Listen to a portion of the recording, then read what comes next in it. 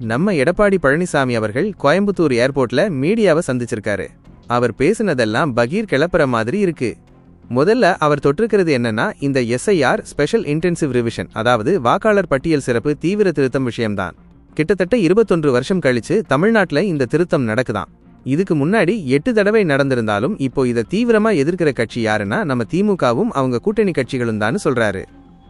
ஏன் எதிர்க்கிறாங்கன்னா, எடப்பாடி பழனிசாமி என்ன சொல்றாருன்னா, வாக்காளர் பட்டியல்ல இறந்து போனவங்க பேரு, வீடு மாறி போனவங்க பேரு எல்லாம் அதிகமா இருக்குதான். இந்த எஸ்ஐஆர்னால தகுதியற்றவங்க பேரை நீக்கிட்டு தகுதியானவங்க பேரை மட்டும்தான் சேர்க்க முடியும். அப்படி செஞ்சா கள்ள ஓட்டு போட முடியாதுன்னு திமுக காரங்க பயப்படுறாங்க. அதனால தான் இதை எதிர்க்கிறாங்கன்னு ஓப்பனா குற்றம் சாட்டுறாரு. திமுக காரங்க கால அவகாசம் பத்தாதுன்னு சொல்றாங்களாம். ஆனா இவர் என்ன சொல்றாருன்னா, பிஎல்ஓ பூத் லெவல் ஆபீசர்ஸ் நியமிச்சிருக்காங்க, 1 மாசம் டைம் இருக்கு, அப்புறம் எப்படி கால தாமதமாகும்னு கேள்வி எழுப்புறாரு. தகுதியானவங்க மட்டும் இருக்கணும்னு தான் நாங்க எஸ்ஐஆரை ஆதரிக்கிறோம்னு சொல்லிட்டாரு. ஜெயக்குமார் சென்னையில கள்ள ஓட்டு போட முயன்ற திமுக நிர்வாகியை பிடிச்சு கொடுத்த சம்பவத்தையும் உதாரணமா காட்டுறாரு. அடுத்ததா அவர் பேசின விஷயம் இருக்கே, அதுதான் தமிழ்நாட்டில் இப்போ மிகப்பெரிய பிரச்சனை. அது சட்டம் ஒழுங்கு பத்தி. கோவை மக்கள் நடமாட்டம் உள்ள பகுதியிலேயே ஒரு மாணவி கூட்டுப்பாலியல் வன்கொடுமை செய்யப்பட்டிருக்காங்க. இதை சொல்லி திமுக ஆட்சியில பெண்கள், மாணவிகள், சிறுமிகளுக்கு பாதுகாப்பு இல்லைன்னு அதிரடியா சொல்றாரு. பாலியல் வன்கொடுமைகள் சர்வ சாதாரணமாக நடக்குது. குற்றவாளிகளுக்கு போலீஸ் மேல பயமே இல்லை. இப்போ தமிழ்நாட்டில் அரசாங்கமே இருக்கான்னு மக்களுக்கு சந்தேகம் வந்துருச்சுன்னு சொல்றாரு.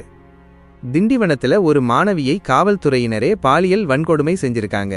திருவண்ணாமலையிலையும் அதே மாதிரி நடந்திருக்குன்னு திடுக்கிடும் தகவலை சொல்றாரு. இதைவிட ஷாக்கிங் நியூஸ் என்னன்னா, திமுக சமூக நலத்துறை அமைச்சரே பேசியிருக்காராம்.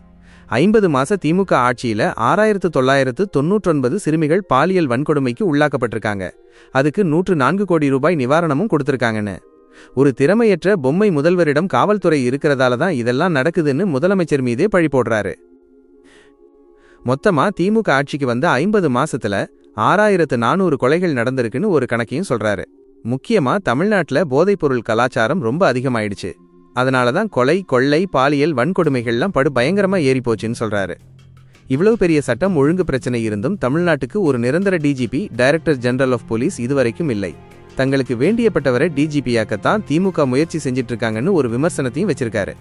மொத்தத்துல இந்த செய்தியாளர் சந்திப்புல எடப்பாடி பழனிசாமி திமுக அரசை வாக்காளர் திருத்தத்துக்காகவும் சட்டம் ஒழுங்கு பிரச்சனைகளுக்காகவும் வெளுத்து வாங்கிட்டாருன்னு தான் சொல்லணும். என்ன நடக்குதுன்னு பார்ப்போம்.